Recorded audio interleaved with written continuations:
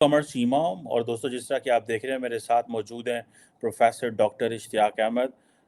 किसी तारफ़ के मोहताज नहीं, ऑथर हैं, स्कॉलर हैं। डॉक्टर साहब, सबसे पहले तो आपके वक्त का बहुत शुक्रिया सर। बहुत बहुत शुक्रिया आपका इनवाइट करने का डॉक्टर कमर चीमा साहब। इट्स ऑलवेज अ प्लेजर जी। Thank you. Thank you doctor साहब। आज आपसे इम्पोर्टेंट बात करनी है, क्योंकि पाकिस्तान एक इस्लामिक रियासत है। हमारे पासपोर्ट के ऊपर लिखा हुआ है कि ये पासपोर्ट स्वाय इसराइल दुनिया के तमाम ममालिक के लिए वैलिड है।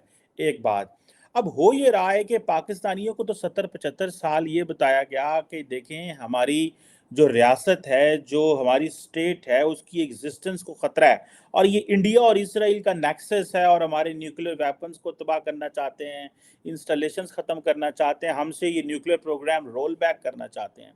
और हमने फिर ओआईसी का भी हिस्सा थे, जिसमें हमने देखा कि जी एक फुल फ्लेज इस्लामिक कोऑपरेशन है कश्मीर और फ़लस्तीन के ऊपर। डॉक्टर साहब, तस्वीरें बदल गई हैं इंटरनेशनल पॉलिटिक्स में। अरब वर्ल्ड जो है, हम देखते हैं वो प्योरली अपने जो उनके इंटरेस्ट हैं उनको वॉच कर रहे हैं। यूएई, मोरक्को, बहरीन ने अब्राहम अकॉर्ड के ज़रिए इज़राइल के साथ नॉर्मलाइजेशन कर ली। अभी सऊदी अरब भी यही कर रहा है, और मोहम्मद बिन सलमान भी यही कह रहे हैं। सुना है इसमें इंडिया का भी किरदार है, क्योंकि इंडिया की भी बड़ी कुर्बत है इज़राइल के साथ, और बड़ा डिफेंस डील उन्होंने लिया है। डॉक्टर साहब, ये जो मुस्लिम वर्ल्ड में तब्दीली आ रही है कि इज़राइल को रिकग्नाइज किया जाए, इस पे आप क्या कहते हैं? अगर इज़राइल को अरब वर्ल्ड रिकग्नाइज कर लेती है, तो पाकिस्तान कहाँ खड़ा होगा? क्योंकि लार्जली पैलेस्टाइन जो है वो एक मुस्लिम वर्ल्ड का इशू तो है ही है जैसे, लेकिन ये एक अरब वर्ल्ड का ज़्यादा इशू है। आप इसको हवाले से क्या कहते हैं? अगर अरब वर्ल्ड इसको रिकग्नाइज कर लेती है, तो हमारे पास क्या ऑप्शंस रह जाती हैं? हम तो देखते हैं कि इंडिया और अरब वर्ल्ड भी करीब है, और इंडिया और इसराइल भी करीब है, और हम इस ब्रैकेट से बाहर हैं। What do you make of that sir? बड़ा इंटरेस्टिंग सवाल है आपका। पाकिस्तान का इसराइल से डायरेक्ट तो कोई झगड़ा नहीं है, बल्कि देखा जाए पाकिस्तान के बनने को मॉडल भी लिया था इसराइलियों ने कि देखें मज़हब के नाम पे एक स्टेट बन सकती है ख़ास ग्रुप के लिए। तो कई चीज़ें तो लोग कहते हैं Pakistan and Israel are ideological twins. ये गलत है, सही है, इस पे बहस की आज ज़रूरत नहीं है। लेकिन अगर अरब वर्ल्ड वाकई अब इसराइल के साथ नॉर्मलाइजेशंस की तरफ जा रहा है रिलेशंस की, तो ये उनकी रियलाइजेशन है कि बहुत कोशिशें हुई हैं कि इसराइल से जो उनका झगड़ा था वो फ़लस्तीनियंस के हक में टू स्टेट फार्मूला के तौर पे वो किसी तरीके से इस किस्म का हल निकल आए। लेकिन जैसे बैलेंस ऑफ पावर अब बन गया है और दुनिया के अंदर इसराइल का बहुत क्लाउट हो गया है, वो एक टेक्नोलॉजिकली बहुत एडवांस सोसाइटीज़ है, मुल्क है, वो आर्म्स सप्लाई भी करते हैं दुनिया को। तो मेरे ख्याल से अरबों के अंदर ये रियलाइजेशन है कि इस झगड़े को अ, बढ़ाने के लिए अब कोई बुनियाद नहीं रही, तो नॉर्मलाइजेशन हो जाए इसराइल के साथ। लेकिन मैं समझता हूँ कि अगर फ़लस्तीनियों की जो है ऑटोनमी या उनकी एक क्वाजी पैलेस्टीनियन स्टेट भी बन जाए, तो इस किस्म का जो समझौता है ना वो ज़्यादा मुनासिब है। While the Palestinians live under occupation, तो मुझे वो एक सरेंडर लगता है, it's an abdication of a just cause. लेकिन अगर अरब उस पर राजी हैं तो फिर हमारा तो झगड़ा कभी इसराइल के साथ डायरेक्ट कोई और नहीं है ना। क्या इसराइल और इंडिया प्लान कर रहे हैं हिंदुस्तान पाकिस्तान के न्यूक्लियर वेपन्स को छीनने का या ख़त्म करने का? इस पे कई बातें हो चुकी हैं, और एक ज़माने में बल्कि इसराइल ने ऑफ़र भी किया था इंडिया को कि we can together strike at Pakistan, जबकि इंडियन गवर्नमेंट में हल उसका ज़माने में if I am not wrong Rajiv Gandhi की हुकूमत थी, लेकिन वो बैकआउट हो गए। So we don't no.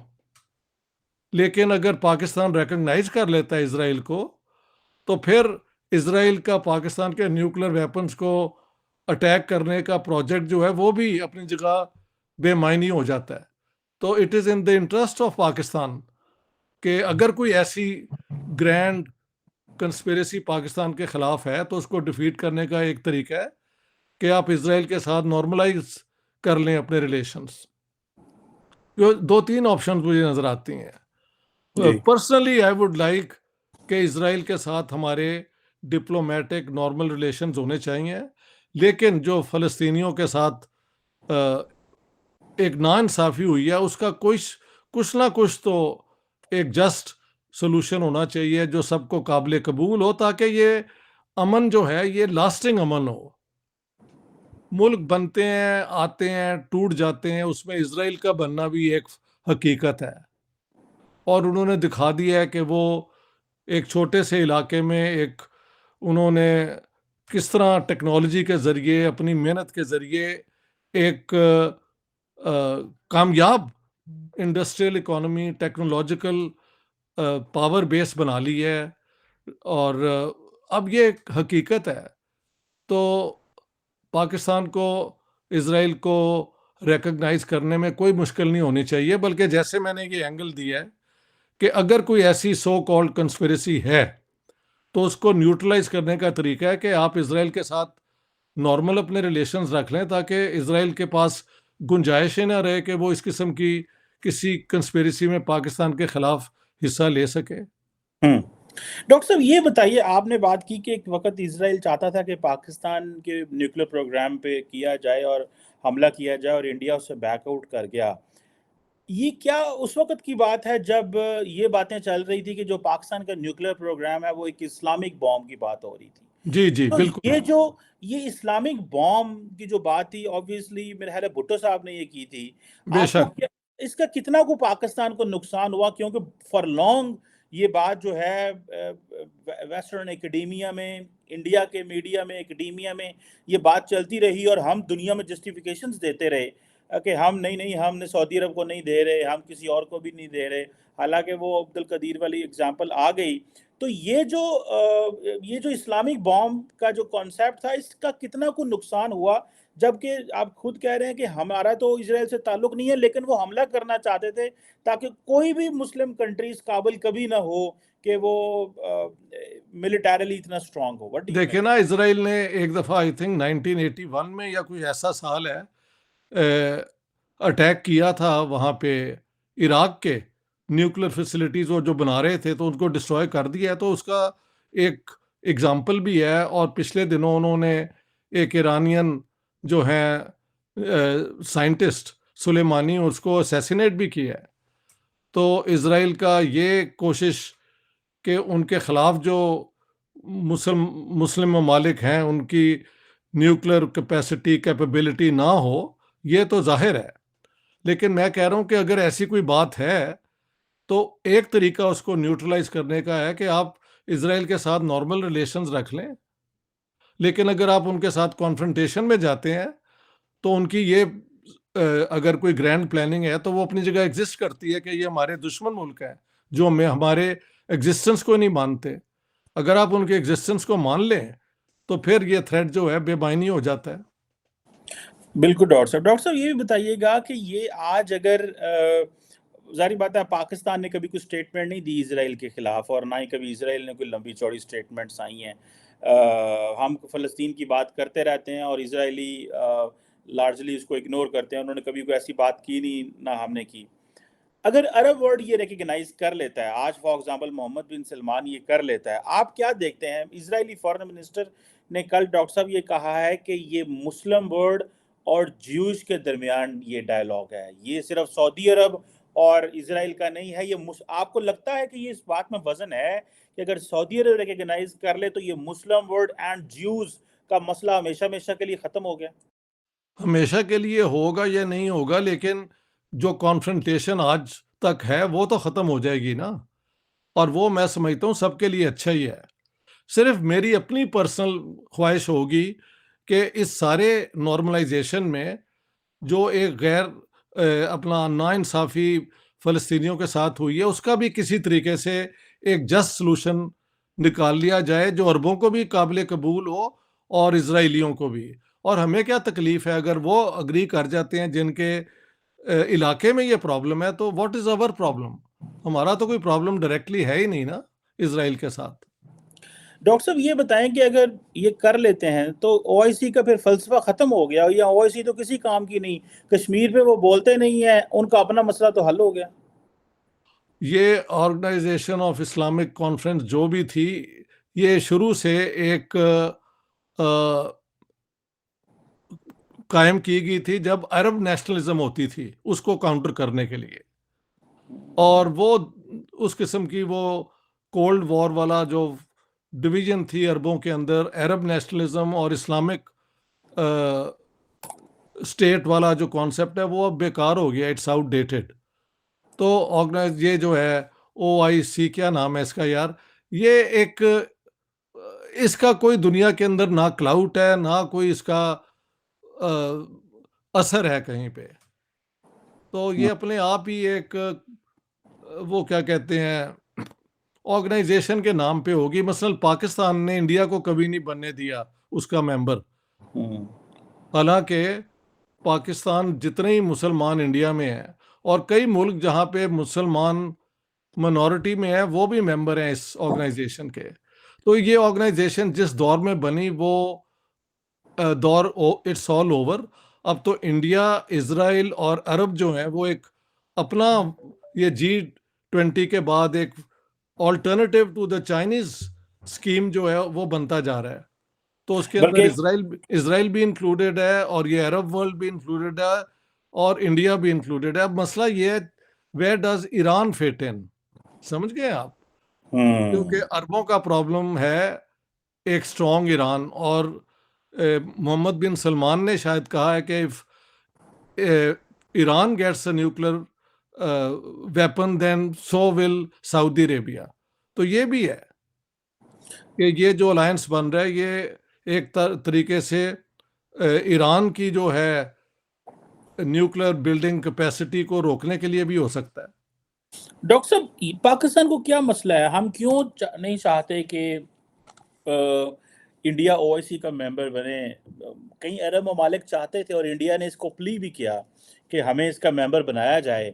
आपको क्या लगता है कि जितनी इंडिया के अंदर ये ऐसे है कि ये नॉर्मली तो उन ममालिक जहाँ पे heads of government, heads of state मुसलमान हो, हम तो यही सुनते आ रहे हैं कि जी वो ममालिक इस, अब जिसे इंडिया अपने आप को, जैसे फॉर एग्जांपल कभी वो इंडिया कह लेते हैं, कभी वो भारत, कभी हिंदुस्तान, पहले वो कहते थे हम सेकुलर हैं, अभी सुनने में आ रहा है कि वो एक नई ट्रांसफॉर्मेशन चाहते हैं इंडिया के अंदर। आपको क्या लगता है, इंडिया को अलाउ करना चाहिए मुस्लिम वर्ल्ड को कि वो ओआईसी का मेंबर बने, या कि ये पाकिस्तान ने ठीक रोका हुआ है? नहीं, ठीक तो नहीं रोका हुआ। अगर पाकिस्तान, अगर मसला है कि जहाँ जहाँ मुसलमान हैं और बहुत तादाद में है, तो उनकी रिप्रेजेंटेशन इस ऑर्गेनाइजेशन में होनी चाहिए। लेकिन मेरे ख्याल से इस ऑर्गेनाइजेशन का कोई रोल नहीं रहा अब। इट इज, इसका कोई फंक्शन नहीं है। ये क्या करते हैं? कुछ भी नहीं किया इन्होंने, कुछ अचीव तो किया नहीं कभी कुछ। और जैसे आप बता रहे हैं कि अब अरब तो इसराइल के साथ मिलके नॉर्मलाइज कर रहे हैं रिलेशंस, इंडिया के साथ उनकी इक्वेशन इम्प्रूव कर गई है। हालांकि अभी महल सऊदी अरेबिया ने कोई बयान दे दिया है कि कश्मीर का इशू जो है रीजनल, वो भी रिजॉल्व होना चाहिए। तो इस किस्म के मुख्तलिफ बयान भी आते रहते हैं। लेकिन हमारा इसराइल के साथ कोई डायरेक्ट कॉन्फ्लिक्ट बिल्कुल नहीं है, मैं ये कहना चाहता हूँ। हमारा कॉन्फ्लिक्ट इसीलिए है कि फ़लस्तीनियों का या अरबों का उनके साथ था। और अगर अरब उनके साथ नॉर्मलाइज कर लेते हैं, तो then we have no argument not to do that. ठीक है।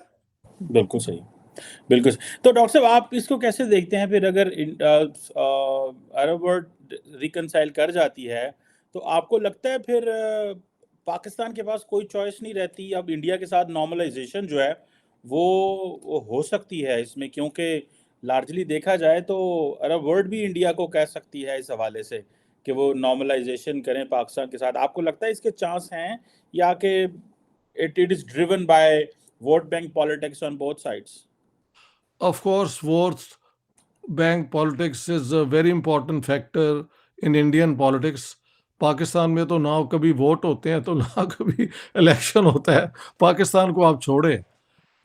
लेकिन इंडिया और पाकिस्तान के अगर नॉर्मलाइज हो जाएं रिलेशंस, तो मुझे इस पूरे इलाके में प्रॉस्पेरिटी, कोऑपरेशन बढ़ती हुई बहुत ज़्यादा नज़र आ रही है। तो मैं तो इसके बहुत हक में हूँ कि अगर इसराइल और अरब अपने प्रॉब्लम सॉर्ट आउट कर रहे हैं, तो इंडिया पाकिस्तान के प्रॉब्लम क्यों नहीं सॉर्ट आउट हो सकते।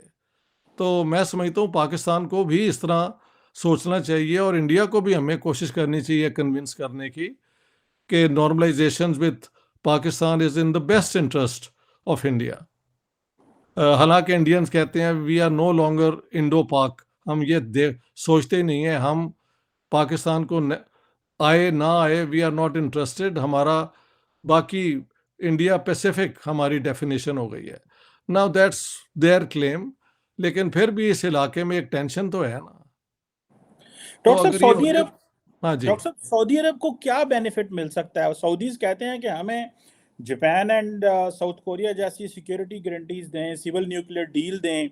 आपको लगता है कि अमेरिकन ऐसे मुआहदे करके सऊदी अरब को जो है वो इसमें लेके आ सकते हैं, या वो ऐसे मुआहदे करेंगे? क्योंकि बाद में आपको पता है मुकर भी जाते हैं वो, और अगर ना कल को ऐसी सिक्योरिटी दें तो क्या हो सकता है? ये दो बातें सऊदीज कह रहे हैं सिक्योरिटी गारंटीज दें और सिविल न्यूक्लियर डील का मुआहदा करें। आपको क्या लगता है इस हवाले से दोनों की चीजें? अमेरिका मेन सपोर्टर है इसराइल का, और अगर इसराइल सऊदीज के साथ नॉर्मलाइज कर ले रिलेशंस, तो फिर अमेरिका के ऊपर थ्रू इसराइल भी सऊदीज अपना इन्फ्लुएंस रख सकते हैं in the on the United states. और अमेरिकन जो हैं वो शायद यही कोशिश कर रहे हैं कि सऊदी अरेबिया जो अब बहुत इंडिपेंडेंटली एक्ट कर रहा है, ख़ास तौर पे ये ऑयल प्राइसेस पे, और ईरान रशिया के साथ भी उसको अपने इन्फ्लुएंस में दोबारा लाया जाए, तो ये कई मूव्स हो सकती हैं। We have to wait and see कि वो कहते हैं which way the camel squats, किस तरह वो ऊंट बैठेगा अल्टीमेटली, वी डोंट नो। लेकिन ये बहुत इंटरेस्टिंग डेवलपमेंट्स हो रही हैं। डॉक्टर साहब, आपको लगता है कि पाकिस्तान जैसा पोलराइज्ड मुल्क, पोलराइज्ड सियासत, आपको लगता है कि हम कोई फैसला कर पाएंगे इसराइल के हवाले से, या कि हम इसी तरह ही चिड़ी छिक्का खेड़ दे रहे हैं? पाकिस्तान देखो ना, प्राइम मिनिस्टर साहब जान ਹੁਣ ਕੋਈ ਮੈਨੂੰ ਦੱਸ ਰਿਹਾ ਸੀ ਕਿ ਆਪਣਾ ਉੱਥੇ ਯੂਨਾਈਟਿਡ ਨੇਸ਼ਨਸ ਦੀ ਜਨਰਲ ਅਸੈਂਬਲੀ ਜਾਣ ਤੋਂ ਪਹਿਲੇ ਹੀ ਵੈਂਟ ਟੂ ਪੈਰਿਸ, और आईफल टावर फैमिली ਨੂੰ ਲੈ ਗਏ, ये वो। इफ दिस इज ट्रू तो कोई सीरियस है, और झूठ सी, That's not true. That's not that's true. Not true. अच्छा, वो लोग कहानियां भी बना देते हैं, तो आई वाज वेरी क्यूरियस। तो एक बंदा जो इलेक्टेड ही नहीं है और वो पाकिस्तान का प्राइम मिनिस्टर है, उसका क्या क्लाउट होगा? एवरीबॉडी नोज कि ये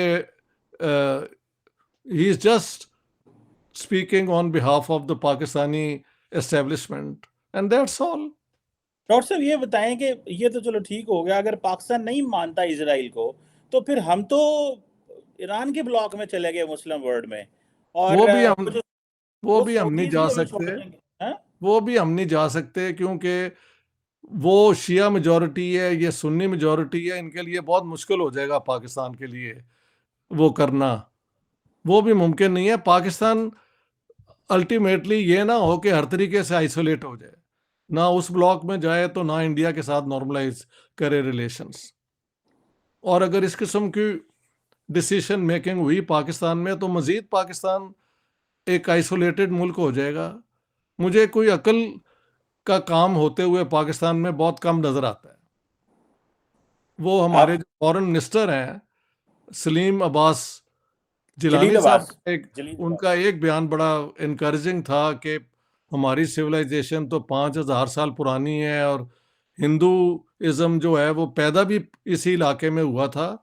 तो ये तो एक अपनाइयत की अप्रोच है ना। तो अगर ये उनकी अपनी ओपिनियन नहीं है, और आज के एस्टेब्लिशमेंट में भी ये सोच आ रही है, तो ये तो खुशी की बात है। ये तो towards some sort of normalization की बात है। लेकिन अगर ये बयान सिर्फ अमेरिका में दिया गया और वापस आके उसको परसू नहीं किया गया, तो उसका जो वैल्यू है वो ज़ीरो हो जाती है। वील हैव टू सी कि पाकिस्तान की ये जो है ना फॉरेन ऑफिस और जीएचक्यू और वो जो एस्टेब्लिशमेंट है deep state, ultimately what are they thinking, we don't know. Doctor मुझे तो साहब लगता है ये एड हॉक फैसले करते हैं। ये आपने बिल्कुल सही कहा, एडहॉक फैसले करते हैं। और एक इम्पॉर्टेंट पॉइंट ये भी है डॉक्टर साहब कि एस्टैब्लिशमेंट ब्यूरोक्रेसी किसी हद तक इस एंगल पे बात सोच रही है, लेकिन मसला ये है कि वो जो लैंड माइन्स बिछ चुकी हैं माजी की, वो कैसे अप्रूट होंगी। और जिस स्पीड से आपने लैंड माइन्स बिछाई, ना तो हम डीरेडिकलाइजेशन करते हैं, ना टफ पैगाम देते हैं, और ना ही हम एक अच्छे मुस्बत प्रोग्रेसिव और एक इंक्लूसिव एजेंडे के साथ अवाम में जाते हैं। ये बातें तो आप करें ना मेन स्ट्रीम मीडिया पे, वजीर आजम जो आके कहे कि भाई हिंदुस्तान जो हिंदुइज्म है वो इस खित्ते की पैदावार है, यहाँ पे आया, सारा कुछ हुआ, और हमें इस पर बड़ा फख्र है, हम मल्टी कल्चरल है, मल्टी रिलीजियस है। तो फिर ये चीजें हैं, इसमें बढ़ चढ़ के एक स्टेप आगे होके बातें करनी पड़ती हैं। इसमें एक स्टेप आगे होके वो कहते ने तुसी नारे लाओ, ते मजहबी नारे लाओ ताकि वोट लबन सानू, इत्थे हम क्यों उसकी वो करें। क्या वाकई मजहबी नारियां नाल वोट मिलते भी ने कि एक मिथ हैगी? मैंने तो लगता है अरे एक। पता है क्या है हाँ जी। डॉक्टर साहब, ये लैंडमाइंस बिछी हुई हैं। हाँ, लैंड माइन्स बिछी आप हुई हैं। नेशनलिज्म प्लस रिलीजन, इन दोनों को इकट्ठा करके जो मर्जी करा लो। ओए ओए ओए, आई नो, लेकिन ਉਹਦੇ ਨਾਲ जो मर्जी करा लो, में नुकसान तो पाकिस्तान के ही आज तक हुए हैं ना। यस, गेन क्या हुआ है?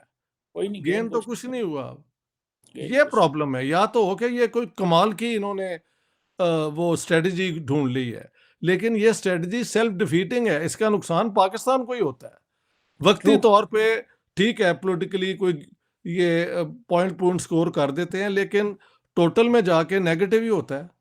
True, true. हम्म। बिल्कुल सही कह रहे हैं डॉक्टर साहब। लेट्स सी क्या इसमें होता है, क्योंकि ये बड़ी इंपॉर्टेंट डेवलपमेंट है। जी जी, पाकिस्तान इम्पोर्टेंट है। जिसने हाँ 75-76 साल से ओआईसी पे सारा वजन डाला, कश्मीर के लिए, भारत के लिए अपनी ओरिएंटेशन रखी, मुस्लिम वर्ल्ड तब्दील हो रही है, और मुस्लिम वर्ल्ड अपने फैसले खुद कर रही है, ना वो हमसे को पूछते हैं, ना हमें कहीं इन्वॉल्व करते हैं। ना इब्राहिम अकॉर्ड में तो आपस में अरब लड़ पड़े, यूएई और सऊदी अरेबिया। हम तो बाहर खड़े हुए थे, देख रहे थे कि आपस में क्यों लड़ देने पे।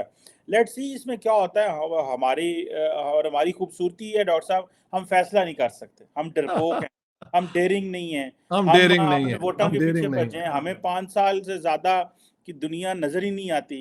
हर बंदा जो वजीर आजम आता है वो 10 साल 15 साल रहना चाहता है, तो दिल ही नहीं करता, ना तो मरन ते दिल करता है, ना तो हुकूमत छड्डन ते दिल करता है। तो दोनों चीजें जो है ना, ये हमें किसी किसी जगह नहीं छोड़ रही ये। हमारी जमहूरी कदरें कभी बनी नहीं, पहले दिन से नहीं बनी, और वक्त के साथ वो ज्यादा कमजोर हो गई हैं। ये मसला है। बनी भी नहीं है, बनने दी जाती भी नहीं है, और हम बनने भी नहीं देते। ये हम तिन्ने बनने गल्लां भी नहीं देते, ये भी ने। बात। जो बिल्कुल। जो डेमोक्रेट्स है वो भी नहीं बनने देते, और हाँ, जो अनडेमोक्रेटिक फोर्सेस है वो भी नहीं बनने देते, बार बार इंटरवीन वो करके। जो अनडेमोक्रेटिक फोर्सेस है वो ना बनने दें, ये तो समझ आती है। लेकिन हाँ, कौन सी वो डेमोक्रेटिक फोर्सेस है? मुझे तो पाकिस्तान में नजर भी नहीं आती। सिर्फ एक पॉपुलर लोगों के स्लोगन्स के साथ वोट लेना is not democracy. Democracy is also a value ethical system. वो इस इनमें कहीं नजर नहीं आता। इज ये एन एंटायर। खानदानी पार्टीज हैं, ये डायनेस्टिक पॉलिटिक्स हैं, या ये और ये कल्ट, या ये कल्ट पार्टीज हैं जैसे पीटीआई है। और डॉक्टर साहब, पूरा एक डेमोक्रेटिक कल्चर एम्ब्रेस करना पड़ता है। करना ये पड़ता नहीं है। है in in terms of letter and spirit, ये नहीं है कि एब्सोल्युटली, एब्सोल्युटली, एब्सोल्युटली। बिल्कुल। लेट्स सी क्या इसमें होता है डॉक्टर साहब। Thank you very much for your time, it's lovely बड़ी टॉकिंग। मेहरबानी। बहुत बहुत शुक्रिया doctor Kamar Cheema. Thank you so much. Thank you sir, बहुत शुक्रिया।